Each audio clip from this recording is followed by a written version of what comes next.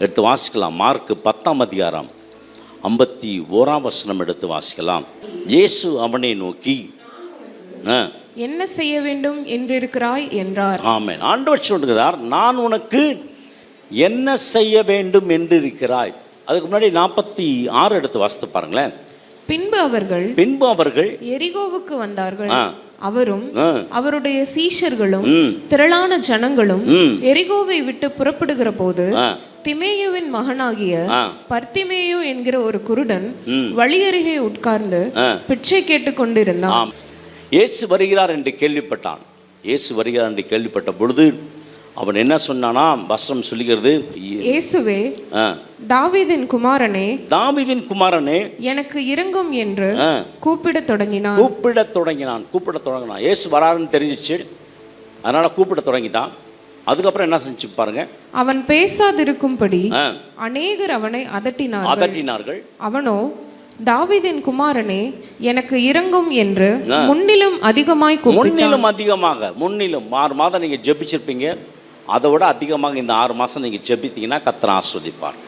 முன்னிலும் அதிகமாக ஜெபித்த. ஏன்னா இந்த டைம் இயேசு கிறிஸ்து கடந்து போகிறாரு. அவர் இந்த முறை போயிட்டார்னா அவனுக்கு திருப்பி அந்த சுகம் கிடைக்காது. அதனால் அவன் என்ன பண்ணிட்டான், அந்த நேரத்தையும் அந்த காலத்தையும் அந்த சமயத்தையும் யாரை பற்றியும் அவன் கவலைப்படல. முன்னிலும் அதிகமாக சத்தமாக கூப்பிட ஆரம்பித்தான். அவனுக்கு தேவை என்னன்னா பார்வை. அவனுக்கு தேவை பாருங்க, எங்கே நிற்கிறானா? வழி அருகே. இன்றைக்கி ஒருவேளை கைவிடப்பட்ட சூழ்நிலையாக இருக்கலாம், நொறுக்கப்பட்ட சூழ்நிலையாக இருக்கலாம், தனிமையின் சூழ்நிலையாக இருக்கலாம். இன்றைக்கி தாவீதின் குமாரனாகிய இயேசு உங்கள் குடும்பத்தை ஆசீர்வதிக்க போகிறார். நீங்கள் எப்பெல்லாம் ஆண்டவர்கிட்ட கேட்குற, ஆண்டவர் நீ எனக்கு இறங்கும் அப்படி சொன்னோன்னே அவன் போட்ட சத்தம் என்ன பண்ணிச்சுன்னா, ஆண்டவர் போய்கொண்டிருக்கிற பாதையை, அந்த நடைப்பயணத்தை அவர் நிப்பாட்டிட்டார். அவர் நின்று அவனை வர சொல்லு அப்படின்னு சொல்ல ஆரம்பிச்சிட்டார். இன்றைக்கும் நீங்கள் ஜெபிக்கிற அருமையான தேவ பிள்ளைகளே, இத்தனை மாதம் 6 மாதமாக ஜெபித்திருப்பீங்க. 6 மாதமாக ஆண்டவருக்காக ஆண்டவர்கிட்ட ஜெபிச்சிருப்பீங்க. ஒருவேளை நடக்காமல் இருக்கலாம். ஆனால் இன்றைக்கி ஒரு நற்செய்தி, கர்த்தர் நீங்கள் வேண்டிக் கொள்ளதை கர்த்தர் கொடுக்க போகிறார். ஆமேன். ஆண்டவர் சொன்னார். அவர் உடனே நின்று அவர் படிங்க 49 படிங்க. இயேசு நின்று என்னன்னு போட்டிருக்கு, ஒரு ஜெபத்தை பண்ணதுனால இயேசு நிற்க ஆரம்பிச்சிட்டார். இன்றைக்கும் ஆண்டவராகிய தேவன் உங்கள் வாழ்க்கை, எங்கள் வாழ்க்கையில் ஆண்டவர் ஆசீர்வாதத்தை கற்று கொடுப்பார். உங்கள் ஜெபம் ஆண்டவரை மாற்றும், எண்ணங்களை மாற்றும், சூழ்நிலைகளை மாற்றும், பிரச்சனைகளை மாற்றும். இந்த மாதம் மாறும். இந்த மாதம் அற்புதம் நடக்கும். இந்த மாதம் ஐஸ்வர்யம் நடக்கும். இந்த மாதம் தேவனுடைய கரம் இருக்கும். அவன் அழைத்து வா என்று சொன்னார். அவனை அழைத்து வர சொன்னார். அவர்கள் அந்த குருடனை அழைத்து, திடன்கொள், எழுந்திரு, உன்னை அழைக்கிறார்கள் என்றார்கள். பதில் வந்துருச்சு, உன்னை அழைக்கிறார்கள். அதுக்கப்புறம் இயேசு அவன் நோக்கி, நான் உனக்கு என்ன செய்ய வேண்டும். ஆண்டவர் கேட்கிற கேள்வி இதுதான் மெயின். நான் உனக்கு என்ன செய்ய வேண்டும். ஆண்டவர் உங்களை பார்த்து கேட்கிறார், குடும்பத்தை பார்த்து கேட்கிறார், நான் உனக்கு என்ன செய்ய வேண்டும். நீங்கள் சொல்லுங்க, அப்போ ஆண்டவரே எனக்கு இது வேணும். தேவனுக்கு சித்தமானது சொல்லுங்க, தேவனுடைய வார்த்தையை நீங்கள் பேசுங்க. நான் உனக்கு என்ன செய்ய வேண்டும். இந்த மாதத்தில் முக்கியமாக ஹைலைட் பண்ணுற வார்த்தை என்னவென்று சொன்னால், முதல் வார்த்தை நான் உனக்கு என்ன செய்ய வேண்டும். நீங்கள் ஜெபிக்கும் பொழுது ஆண்டவர் கேட்பார், நான் உனக்கு என்ன செய்ய வேண்டும். அவன் ஏன் இன்னும் ரொம்ப பயங்கரமாக சத்தம் போட்டான்? அவன் சத்தம் போட்டான்னா அவனுக்கு இவ்வளோ நாள் என்ன இல்லை, பார்வை இல்லை. நடக்கிறவங்க சத்தம் கேட்குது, முன் நடப்பாரும் பின் நடப்பாரும் சத்தம் கேட்குது. ஆனால் அந்த உலகத்தை பார்க்கறதுக்குரிய அவனுக்கு அந்த ஆசீர்வாதம் இல்லாமல் போயிடுச்சு. ஆனால் இயேசு வருகிறான்னு கேள்விப்பட்ட பொழுது என்ன செஞ்சானா, அவர் கூப்பிட்ட உடனே தன்னுடைய மேல் வஸ்திரத்தை என்ன பண்ணால் கழட்டி போட்டான். மேல் வஸ்திரத்தை கழட்டி போட்டு யார்கிட்ட போயிட்டான்? ஏசப்பாட்ட போயிட்டான். அப்போ ஆண்டவர் கேட்குறார், நான் உனக்கு என்ன செய்ய வேண்டும். அவன் அதுக்கு என்ன செஞ்சானா, அதற்கு அந்த குருடன், ஆண்டவரே நான் பார்வை அடைய வேண்டும் என்றான். ஆமாம், அவன் கேட்டது ஒரே ஒரு கால் தான், நான் என்ன பண்ணணும், பார்வை அடைய. இன்னைக்கு உங்களுக்கும் எனக்கும் பார்வை அடைய வேண்டும். என்ன பார்வை? ஆவிக்குரிய மனக்கண் திறக்க வேண்டும், பார்வை அடைய வேண்டும். ஆண்டவர் இப்படி சொன்ன பிறகு ஆண்டவர் என்ன சொல்கிறார் பாருங்க. இயேசு அவனை நோக்கி, நீ போகலாம், உன் விசுவாசம் உன்னை ரட்சித்தது என்றார். ஒரு வார்த்தையும் ப்ராமிஸ் வேர்டு. நீ போகலாம். ஆண்டவர் சொல்றார், நீ போகலாம். இந்த மாதம் நீங்க போகலாம், கர்த்தர் உங்களை பாதுகாத்து கொள்ளுவார். இந்த மாதம் உன் விசுவாசம் உங்களை ரட்சிக்கும். உடனே அவன் பார்வையடைந்து வழியிலே இயேசுவுக்கு பின் சென்றான். ஆமா, உடனே பார்வையடைந்து என்ன பண்ணா, இயேசுவுக்கு பின் சொல்லாம சுகத்தப்பட்டன என்ன பண்ணல, அவன் வீட்டுக்கு போல. வழி அருகே என்ன பார்த்தீங்களா, எரிகோ கிட்ட, அங்கே போல. யாருக்கு பின்னாடி போக ஆரம்பிச்சிட்டான்? இயேசு பின்னாடி. சுகம் கிடைத்ததா, ஆசீர்வாதம் கிடைத்ததா? இயேசு பின்னாடி வாங்க. கர்த்தர் சொல்லுகிறார் என்னன்னா, நான் உனக்கு, சொல்லுங்களேன், நான் உனக்கு என்ன செய்ய வேண்டும்?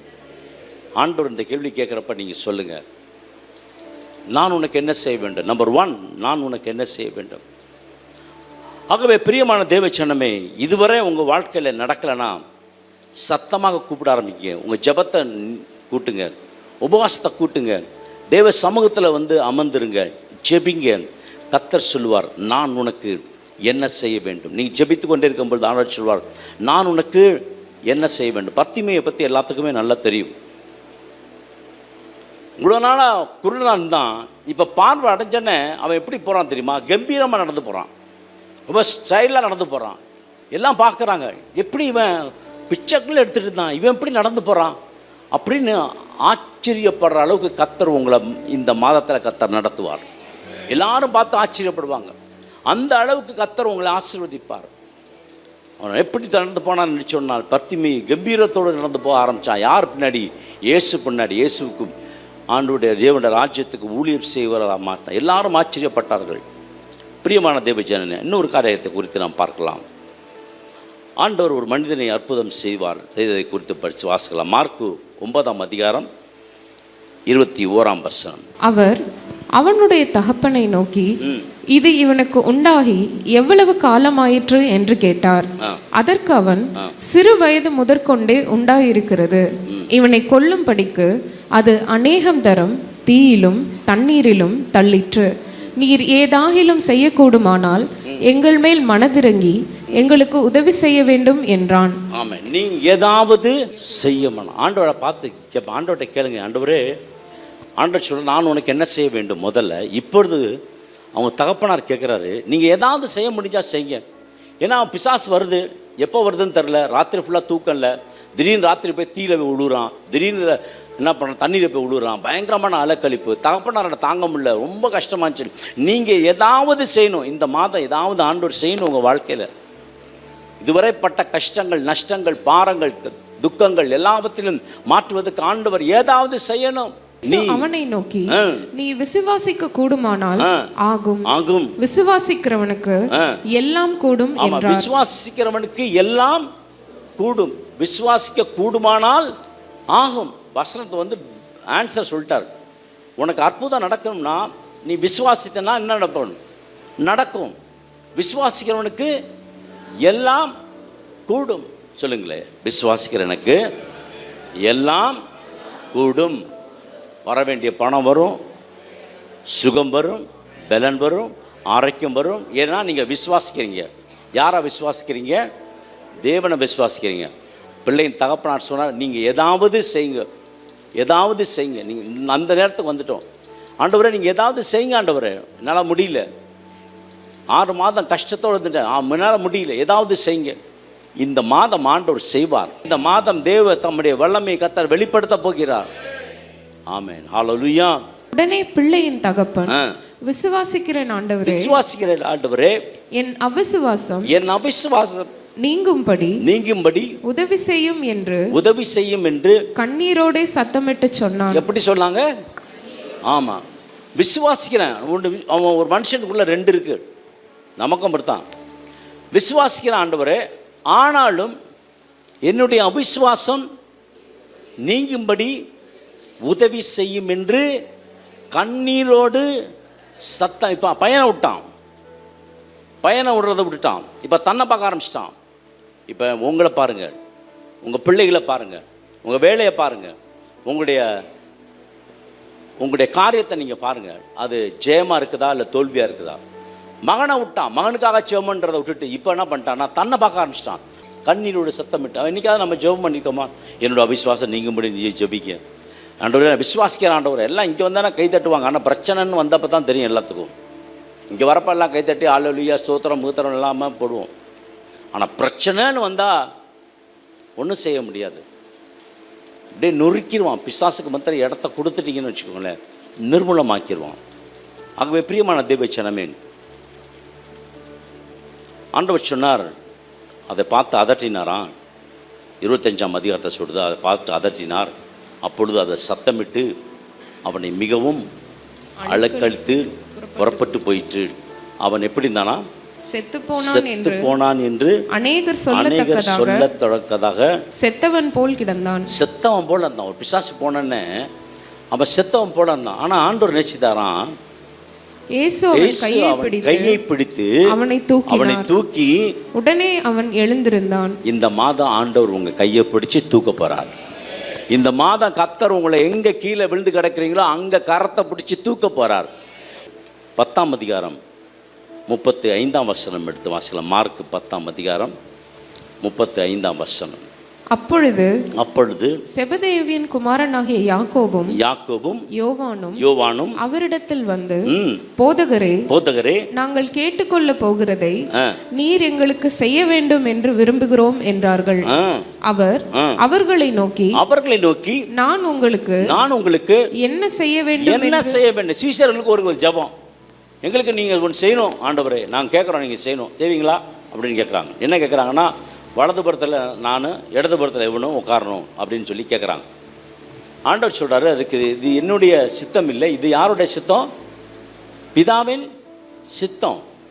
படிச்சு பாருங்க 35. இயேசு அவர்களை நோக்கி, நான் குடிக்கும் பாத்திரத்தில் நீங்கள் குடிப்பீர்கள், நான் பெறும் ஸ்நானத்தையும் நீங்கள் பெறுவீர்கள்.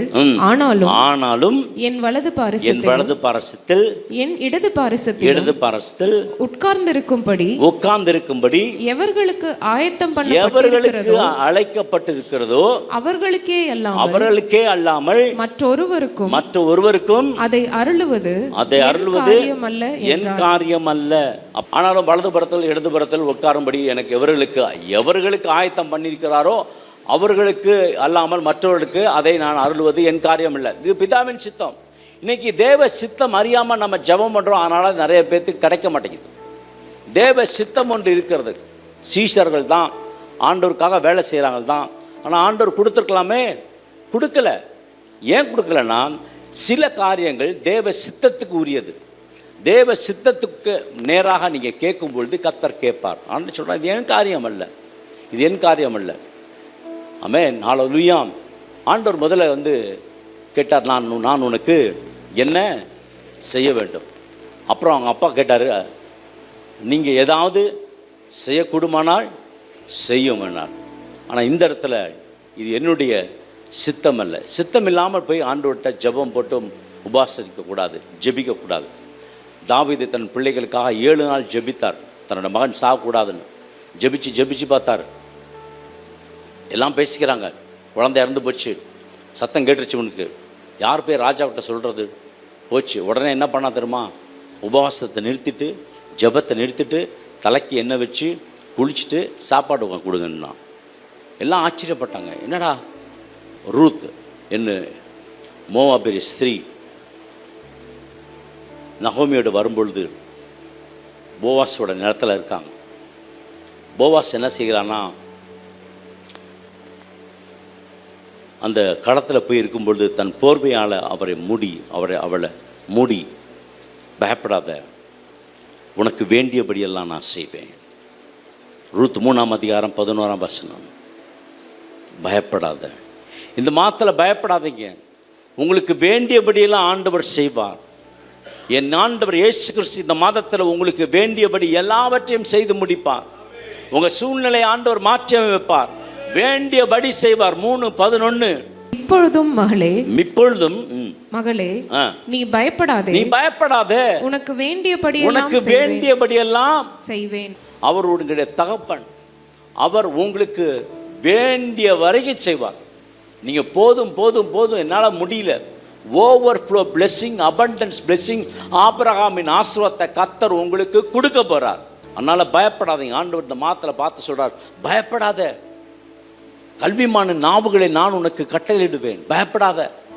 கர்த்தர் இந்த 7ஆம் அடுத்த 6 மாதம் எப்படி நடக்கும், பயப்படாத. கர்த்தர் வேண்டியபடியெல்லாம் செய்வார், பயப்படாத. நான் உனக்கு என்ன செய்ய வேண்டும் ஆண்டவர்கிட்ட சொல்லுங்க. இந்த காரியத்தில் எனக்கு பற்றாக்குறை இருக்கு, கர்த்தரனை ஆசீர்வதிங்க சொல்லி பாருங்க. கர்த்தர் அந்த நாளை, அந்த வேலையை, அந்த நேரத்தை, அந்த காரியத்தை வெற்றிகரமாக கர்த்தர் முடித்து காட்டுவார். ஆமேன், ஹல்லேலூயா. நீங்கள் ஏதாவது செய்யக்கூடுமானால் ஆண்டவர்கிட்ட காலை பிடிச்சிக்கோங்க, தேவ சமூகத்தில் உட்காந்துருங்க. ஆண்டவரே நீங்கள் ஏதாவது செய்யக்கூடுமானால் செய்யுங்க ஆண்டவரே. இந்த மாத்திரம் என்ன பேசக்கூடாது, நான் அவிசுவாசமான வார்த்தை பேசக்கூடாது. நாசரேத்தில் எந்த ஒரு அற்புதமும் செய்யலை. ஏன் தெரியுமா? அவிசுவாசித்தார்கள். அவிசுவாசமான வார்த்தையை பேசாதீர்கள், விசுவாச வார்த்தையை பேசுங்க. ஆண்டவர் சொல்கிறார், நான் உனக்கு எனக்கு என்ன செய்ய வேண்டும். ஆண்டவர் நன்மை செய்வார், ஆண்டவர் பாதுகாப்பார், தேவைகளை சந்திப்பார், குழப்பங்களை மாற்றுவார், பலவீனத்தை மாற்றுவார், சிறையிருப்பை மாற்றுவார். அவர் வேண்டியபடியெல்லாம் உங்களுக்கு செய்வார். நீங்கள் நினைக்கிற காரியங்கள் கைகூடி வரும். நான் நம்புகிறது அவராலே வரும். ஆமென், ஹல்லேலூயா. 6 மாதம் உங்களை சுமந்தார், தாங்கினார், தப்புவித்தார், ஆலயத்தை நடத்தும்படி கர்த்தர் கொடுத்தார், ஊழியத்தை செய்யும்படி கர்த்தர் கொடுத்தார், பிள்ளைகளை கர்த்தர் ஆசீர்வதித்தார், பிள்ளைகள் கர்த்தரால் போதிக்கப்பட்டிருந்தாங்க, தேவைகளெல்லாம் ஆண்டவர் சந்தித்தார். இந்த 7ஆம் மாதம், அடுத்த மாதம் 6 மாதம் அவருடைய கிருபை தொடர்ந்து வரும், வேண்டியபடியெல்லாம் செய்வார். ஹல்லேலூயா. நான் உனக்கு என்ன செய்ய வேண்டும், நான் உனக்கு என்ன செய்ய வேண்டும். பர்த்திமேயிட்ட சொன்ன பிறகு அவன் சொல்கிறான், நான் பார்வையடைய வேண்டும். நீங்கள் சொல்லுங்கள் ஆண்டவர்கிட்ட, ஆண்டவரே எனக்கு இந்த காரியம் வேண்டும் சொல்லுங்கள். உடனே ஆண்டவர் என்ன சொன்னார், நீ போகலாம், அவிசுவாசம் நீங்கும்படி எனக்கு செய்தருளும், எனக்கு விசுவாசத்தை தாரும் என்று கதறி ஆண்டவர் சமூகத்தில் அழுதான். ஆண்டவர்கிட்ட கேளுங்க. விசுவாசம் என்று சொல்வது காணப்படாத நிச்சயமாக இருக்கிறது. காண்கிறத பார்க்கறது விசுவாசம் இல்லை, காணப்படாததை பார்க்கிற விசுவாசம். இந்த விசுவாசத்தை பேசுனீங்கன்னா கர்த்தர் அற்புதம் நடத்துவார். ஆண்டவரை விசுவாசிக்கிறேன், ஆனாலும் எனக்குள்ள என்ன இருக்கு, அவிசுவாசம் இருக்கு. நிறைய பேர்த்துக்கிட்ட இருக்கு, எல்லாத்துட்டையும் இருக்கு. ஆண்டவர் அவனை என்ன செய்தாராம், ஜெபம் பண்ண ஆரம்பித்தார்.